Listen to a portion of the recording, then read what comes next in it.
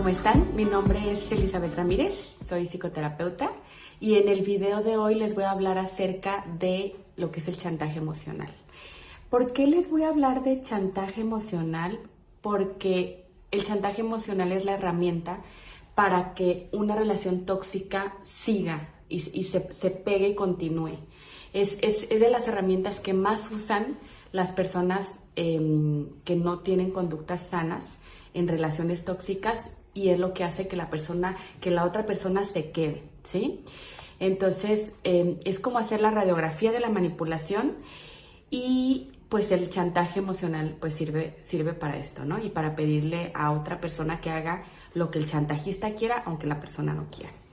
El chantaje emocional genera culpa en las personas y propicia que las personas hagan cosas que no quieren, permitan cosas que no deben de permitir, permitan cosas que no quieren hacer, ¿sí? ¿Qué es el chantaje emocional? Empecemos con el concepto de chantaje emocional. El chantaje emocional es una forma inadecuada, irrespetuosa y agresiva de comunicación que tiene como objetivo realizar una petición, solicitar ayuda o expresar una queja o inconformidad con el objetivo de conseguir lo que uno quiere sin tomar en cuenta los deseos de la otra persona. Toda esta información y estos conceptos me estoy basando en una psicóloga hermosa que se llama Susan Forward, en el libro que se nombra justamente Chantaje Emocional, por si lo quieren revisar. Y bueno, algo muy importante que tenemos que decir es que el chantaje emocional es abuso emocional y es violencia psicológica, ¿sí? ¿Por qué? Porque es querer controlar al otro y deshumanizarlo. Les voy a hablar acerca de 4 tipos de chantajistas para que los logren identificar y ya sea que tengan una relación con cualquier persona, padre, madre, pareja, jefe. Si detectan chantaje, que puedan ver qué tipo de chantajista es para que lo puedan detener, ¿sí? Está el castigador, el autocastigador, el sufriente y el atormentador. Entonces les voy a platicar de cada uno de estos tipos de chantajistas. Primero que nada es el autocastigador. Este tipo de chantajistas, a la menor resistencia percibida, desatan su ira sobre la persona a la que le están haciendo el chantaje. Pueden manifestarla agresivamente con amenazas directas, por lo que esta psicóloga llama a este grupo castigadores activos. Desatan su furia latente y hagan lo que hagan, buscan relaciones en la que el equilibrio de poder no es equitativo, es unilateral, y su lema es, por ejemplo, hacemos lo que yo digo o te vas a la calle, si vuelves a trabajo te dejo, si no te haces cargo de la empresa familiar te saco de la herencia, si no aceptas hacer horas extras ya no te voy a promover para tu aumento, y también te pueden retirar la palabra para castigarte. Por eso es tan importante esto de que te retiren la palabra, identificar lo de la ley del hielo. Y por eso en el violentómetro del IPN viene como violencia, porque es chantaje emocional y es violencia, ¿sí? El segundo tipo de chantajistas es el autocastigador, y nos comunican que si no hacemos lo que ellos quieren, se enfadarán y hasta es posible que no funcione en ellos mismos, ¿sí? El autocastigador se va contra sí mismo. ¿Por qué? Porque si tú no haces lo que yo te estoy pidiendo, me voy a ir contra mí mismo, y va a ser tu culpa. En ocasiones dicen que se harán imposible la vida, se fastidiarán la vida o se harán daño porque saben que es el modo de manipularnos y consiste en amenazar con afectar su salud y su felicidad por culpa del otro, supuestamente, ¿no? Dicen cosas como: no discutas conmigo porque me enfermaré o me deprimiré. Si no haces lo que te pido, dejaré de comer y de dormir. Si me abandonas, me mato. Si me dejas, me mato. Si nos divorciamos, me voy a suicidar, etcétera, etcétera. Obviamente hay personas que sí lo pueden llevar a cabo, pero obviamente no nos podemos quedar en relaciones insanas simplemente porque la otra persona nos está amenazando que se va a hacer daño, ¿sí? Ese es el tipo de estrategia que utiliza el autocastigador. Tratar de culparte de que si no haces lo que ellos quieren, se van a ir en contra de ellos mismos, lo cual no es pero para nada sano. El tercer tipo es el sufriente. Ejemplo de esta figura es la mujer con una expresión contrariada, esperando a oscuras a que uno de sus hijos le llame, y cuando el hijo le llama, empieza la perorata. ¿Quieres saber cómo estoy? Este es el ejemplo. Y tú me preguntas cómo estoy. No me llamas, no me visitas, te has olvidado de tu madre. Por como tú te preocupas por mí, daría igual si metiera la cabeza al horno. Ese es un ejemplo, ¿no? De persona sufriente. Los sufrientes adoptan la posición de que si son desdichados, desgraciados, están enfermos o simplemente tienen mala suerte, la solución que existe es que las demandas de ellos, las demandas que ellos tienen, los demás las hagan, por el simplemente hecho de que ellos están sufriendo. Entonces, bueno, si logras identificar un tipo de chantajista que tengas en tu vida que sea el sufriente, cuidado con esto, porque no van a dejar de hacerlo. El cuarto tipo y último es el atormentador, y son los chantajistas más sutiles. Nos alientan, prometen amor, dinero, un ascenso. Es la famosa zanahoria al final del palo que nunca conseguimos, y dejan en claro que no conseguiremos el premio a menos que nos comportemos como ellos quieren. Dicen que nos van a premiar y a veces pueden premiarnos de manera sutil, pero jamás como el gran premio final, y nos van pidiendo cosas que nosotros no queremos para que nosotros lo hagamos.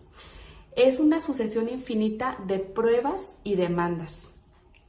Nuestro deseo de conseguir es tan grande, de conseguir lo que queremos es tan grande, el premio es tan grande e intenso que soportamos todas las pruebas y todas las promesas que nunca son cumplidas, ¿sí? No sé, se menciona aquí un ejemplo de una mujer que empieza a andar con un chico, y le hace muchos regalos, es muy generoso, bla, bla, bla, pero después le empieza a pedir muchísimas cosas que ella no quiere, y él empieza a prometer más cosas, y cada vez le pide más y más cosas que ella no quiere y que van en contra de sus valores. Entonces, bueno, esos son los tipos de chantajistas, y ahora les voy a decir de manera general lo que es la estructura del chantaje. En la estructura del chantaje hay 6 etapas. La primera es la demanda del chantajista, cuando te pide lo que después tú no vas a querer. La demanda es la petición explícita o implícita que tiene el chantajista. La segunda etapa es la resistencia que tiene la persona que no quiere hacer lo que el chantajista le pida. La resistencia es cuando la otra persona le manifiesta que no quiere y que no quiere acceder a la petición. La tercera etapa es la presión. Será cuando el chantajista no está dispuesto a respetar que la otra persona no quiera acceder o brindarle lo que le pidió, y empieza con el chantaje tal cual. No me quieres lo suficiente como para mudarte conmigo, como para vivir conmigo. Solo deseo lo mejor para nosotros, por eso quiero que te vayas a mi casa a vivir conmigo, etcétera, etcétera. La cuarta etapa son las amenazas. En las amenazas, en esta etapa, el chantajista empieza a decir las cosas negativas que pueden pasar si la otra persona no accede a la petición. Y en la quinta etapa, que es la capitulación, es la etapa en la que la persona cede al chantaje. Y bueno, en un tema legal, la capitulación es como un convenio.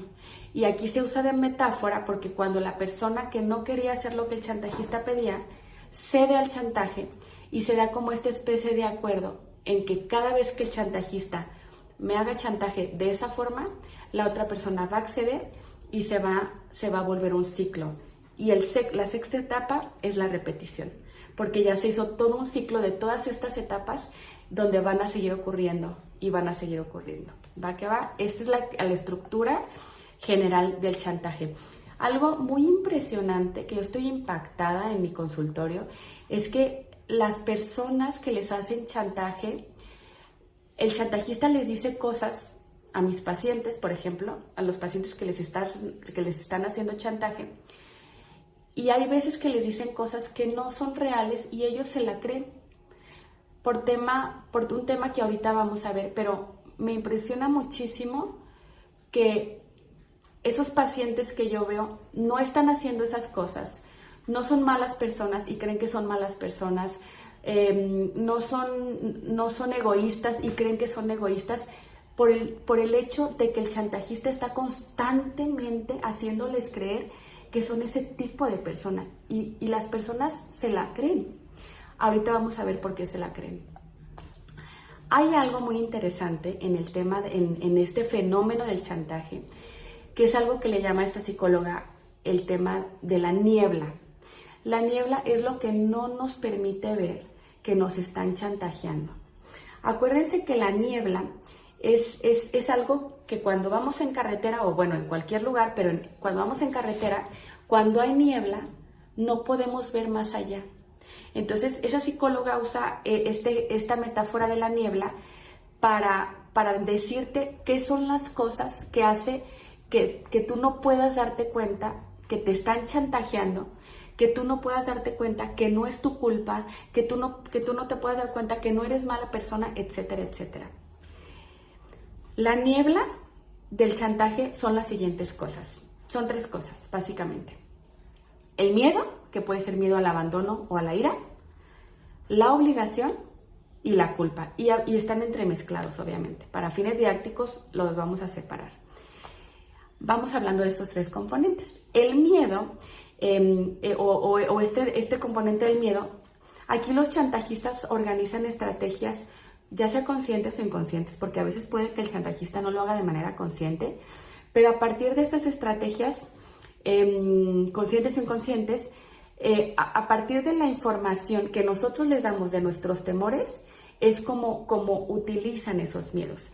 Por ejemplo, una de las premisas que tienen las chantajistas cuando utilizan el miedo es: haz las cosas a mi manera y yo no te dejaré. Haz las cosas a mi manera y yo no te desaprobaré. Yo no dejaré de amarte, yo no te despediré, yo no te gritaré, yo no te haré la vida imposible, yo no te cuestionaré, yo no te despediré. Toman el miedo que nosotros tenemos y con base en eso es lo que te dicen que te van a dejar de hacer o que te van a hacer, ¿sí? Y no solo eso, también los seres humanos tenemos mucho miedo en general al conflicto, a la ira del otro, a los pleitos. Y cuando la otra persona, si no haces lo que ellos quieren hacer, se comportan desatando ira, muy enojados, de una forma desproporcionada. Esto genera que la otra persona empiece a tener miedo de ese tipo de confrontaciones. Porque recuerden que cuando hay una confrontación con mucha ira, es un desgaste emocional muy grande.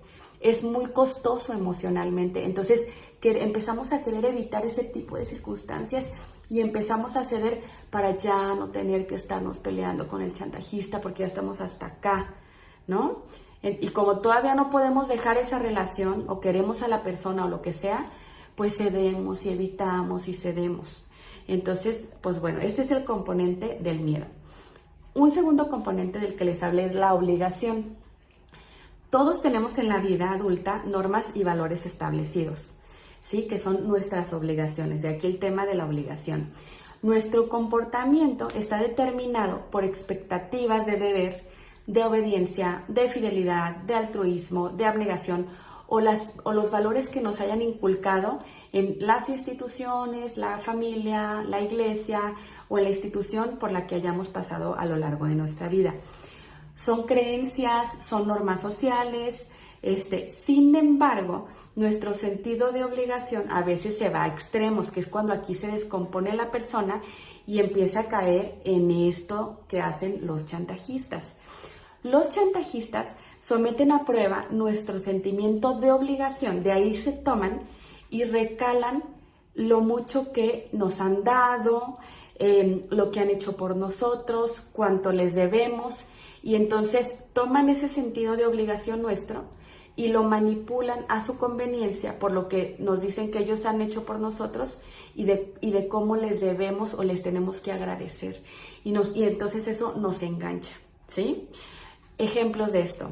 Una buena hija debería dedicarle más tiempo a su madre, dice la mamá chantajista. O un jefe chantajista. El jefe siempre tiene la razón. Tienes que honrar a tu padre. Esos son ejemplos de cuando el chantajista está jugando con el tema de la obligación. Y el tercer componente, que es súper, súper importante, el tema de la culpa. La culpa es algo importante y es algo adaptativo socialmente. La culpa forma parte inseparable del hecho de que una persona es sensible y responsable. Es un instrumento de conciencia que, si no está distorsionada, registra malestar y remordimientos cuando hacemos algo que transgrede nuestra ética personal y la ética social. La culpa es algo adaptativo, algo bueno. Sin embargo, en ocasiones, cuando hay este tipo de relaciones con un chantajista, los sensores de nuestra culpa se pueden descomponer, tristemente. Y entonces se genera algo que se llama culpa inmerecida. Este concepto es muy, muy importante. ¿Por qué? Porque es justamente lo que les hablaba hace un rato, de cuando mis pacientes se creen cosas que no son reales. Se echan la culpa por cosas que no están haciendo y que no tienen un componente real. Entonces, esta clase de culpa, que configura gran parte de la niebla chantajista, está cargada por reproches, acusaciones y autoflagelaciones que nos paralizan con el chantajista y en la situación. Y planteado de manera sencilla, el proceso que genera culpa inmerecida es el siguiente. Ahí les va la estructura, ¿sí? Número 1, son 5 pasos. Número 1, yo actúo, hago algo. Número 2, el otro se enfada conmigo, por eso que yo actué. Número 3, yo asumo la responsabilidad plena del enfado del otro, tenga o no tenga que ver con mi persona, o tenga o no que ver con que yo le haya hecho algo. Yo lo asumo. Número 4, me siento culpable. Y número 5, me haré cuanto pueda para reparar la situación y sentirme mejor. Y se vuelve cíclico esto. Ahí les va el ejemplo claro de esto. 1, le digo a una amiga que esta noche no puedo ir con ella al cine.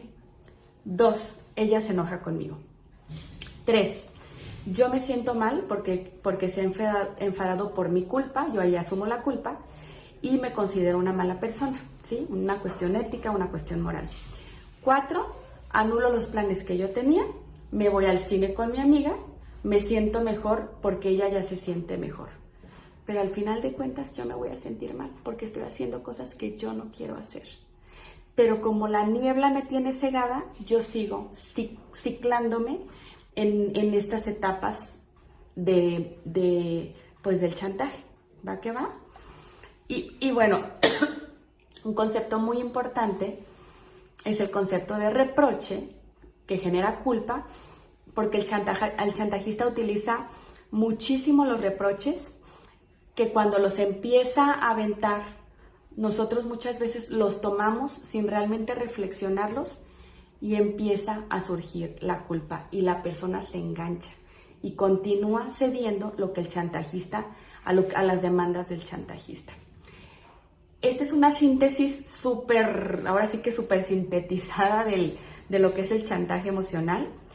Espero de todo corazón que si tú identificas a alguien cercano, en tu trabajo, con tus amigos, donde sea que estés conviviendo con una persona que tenga alguna de estas características y que esté haciendo chantaje emocional, lo puedas detectar y lo puedas empezar a parar, puedas empezar a poner límites, y que si tú estás haciendo un chantaje emocional, lo dejes de hacer y empieza a pedir las cosas con una petición clara, y aprende a respetar cuando el otro no quiera acceder a lo que le estás pidiendo. Recuerda que toda petición implica que la otra persona nos puede decir que no. Y bueno, hasta aquí el video. Espero que les haya gustado. Denle like si les gustó y suscríbanse a mi canal. Nos vemos en el próximo video para hablar de otro tema de psicología. Hasta luego.